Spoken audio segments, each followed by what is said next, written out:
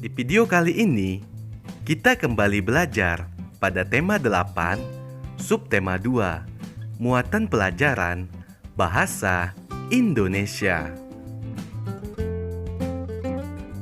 Menjelaskan tokoh protagonis dan antagonis dalam cerita fiksi. Berdasarkan fungsi tokoh dalam suatu cerita, tokoh dibedakan menjadi tokoh protagonis dan antagonis. Tokoh protagonis adalah tokoh utama dalam suatu cerita, atau bisa juga tokoh yang memiliki sifat baik. Tokoh antagonis adalah tokoh yang menjadi penentang tokoh utama, atau bisa juga tokoh yang memiliki sifat tidak baik. Mengidentifikasi tokoh protagonis dan antagonis dalam teks fiksi. Tokoh protagonis dan antagonis dapat ditentukan dengan memperhatikan hubungan antar tokoh dalam cerita. Tokoh protagonis akan selalu ada dari awal, tengah, hingga akhir cerita. Peristiwa-peristiwa dalam cerita berfokus pada tokoh protagonis. Adapun tokoh antagonis memiliki karakter yang bertentangan dengan tokoh protagonis. Tokoh antagonis disebut juga tokoh lawan protagonis. Sebagai contoh, ayo simaklah cerita berikut. Asal mula Danau Toba. Di wilayah Sumatera, hiduplah seorang petani yang rajin. Setiap hari, ia menggarap ladang, mencari ikan untuk kebutuhan sehari-hari. Suatu hari, ia pergi ke sungai, bermaksud mencari ikan. Sesampainya di sungai, ia segera melempar kail yang dibawanya. Sambil menunggu, ia berdoa agar hari ini mendapatkan banyak ikan. Beberapa saat kemudian, kail tersebut tampak bergoyang-goyang. Ia segera menariknya dan merasa senang karena mendapatkan ikan besar. Petani itu memandangi ikan hasil tangkapannya. Betapa terkejutnya petani itu ketika mengetahui ikan tersebut dapat berbicara. Ikan itu memohon kepada petani untuk membiarkannya tetap hidup.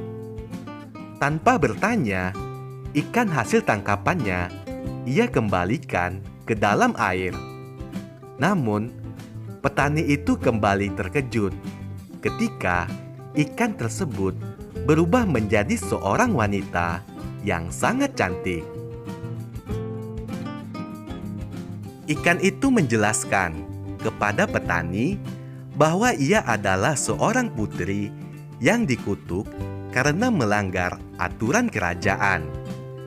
Ia sangat berterima kasih kepada petani karena telah membebaskannya dari kutukan. Ia bersedia menjadi istri petani sebagai balas budi. Petani itu menyetujui dan jadilah mereka sepasang suami istri. Mereka berjanji untuk tidak menceritakan asal-usul sang putri. Jika janji tersebut dilanggar, akan terjadi malapetaka. Beberapa waktu kemudian, mereka dikaruniai seorang bayi laki-laki yang tumbuh menjadi anak yang tampan dan kuat.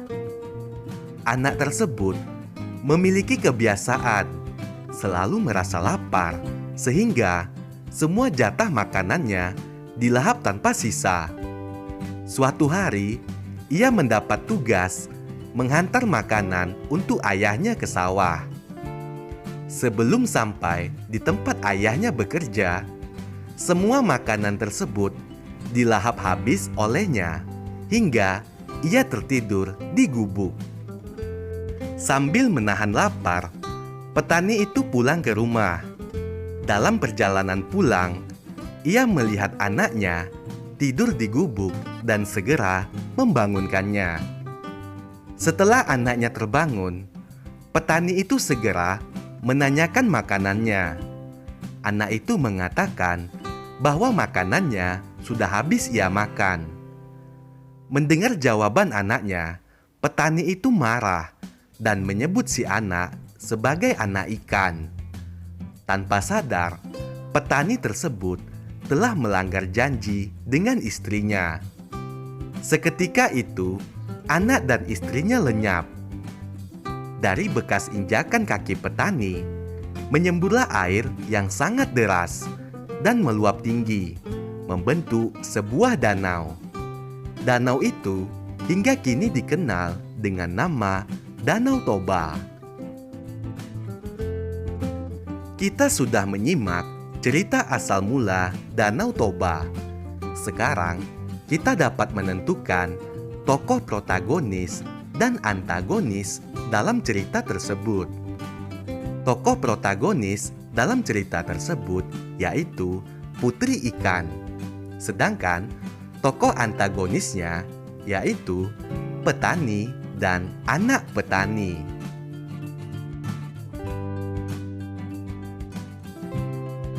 Menuliskan tokoh dan sifatnya pada teks fiksi. Untuk mengetahui sifat tokoh, kamu perlu membaca cerita fiksi tersebut secara berulang-ulang dan memahami jalan ceritanya. Selain itu, kamu dapat mengetahuinya dengan menjawab pertanyaan yang berkaitan dengan watak tokoh tersebut. Menjelaskan karakter tokoh pada teks fiksi. Sebuah cerita dapat kita nikmati ketika kita mengenal tokoh cerita serta memahami jalan cerita dari awal hingga akhir. Cara untuk memahami sebuah cerita dapat dilakukan dengan membagi cerita menjadi bagian awal, bagian tengah, dan bagian akhir secara cepat. Lalu, kita harus mencari kalimat atau kata kunci dari cerita tersebut. Apabila sudah menemukan kalimat atau kata kunci, maka kita akan lebih mudah menyimpulkan isi cerita. Cerita dengan tokoh tunggal lebih mudah dipahami isinya, karena kita hanya fokus pada jalannya cerita tanpa harus mengingat banyak tokoh. Menyebutkan tokoh protagonis dan antagonis dalam teks fiksi. Setiap cerita memiliki alur, latar, dan tokoh yang berbeda-beda. Ketiga hal tersebut membuat cerita menjadi enak dibaca. Alur cerita memengaruhi panjang pendeknya sebuah cerita. Latar menggambarkan lokasi dan waktu cerita tersebut. Sementara itu, kamu juga dapat mengetahui sifat para tokoh melalui kalimat-kalimat dalam cerita tersebut. Selain cerita fiksi, cerita rakyat juga memiliki tokoh.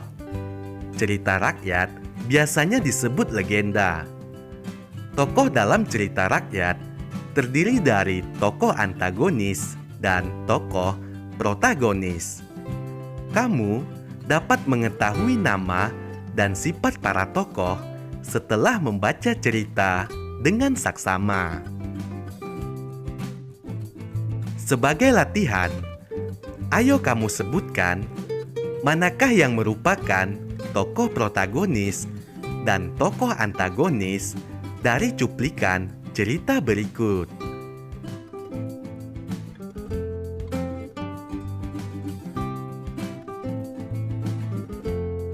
Menjelaskan hasil identifikasi jenis dan tokoh-tokoh dalam teks fiksi atau fabel. Fabel merupakan cerita fiksi yang tokoh utamanya adalah hewan yang mampu berbicara dan bertingkah seperti manusia. Dalam fabel, sifat-sifat manusia digambarkan oleh sifat-sifat hewan tertentu. Fabel memiliki jalan cerita yang sama seperti kehidupan manusia. Beberapa hewan dipilih memiliki sifat tertentu. Misalnya, hewan kancil melambangkan kecerdikan. Serigala menggambarkan keserakahan. Burung elang menggambarkan kegagahan. Harimau menggambarkan kekuatan dan kesombongan. Sedangkan semut menggambarkan sikap bekerja sama.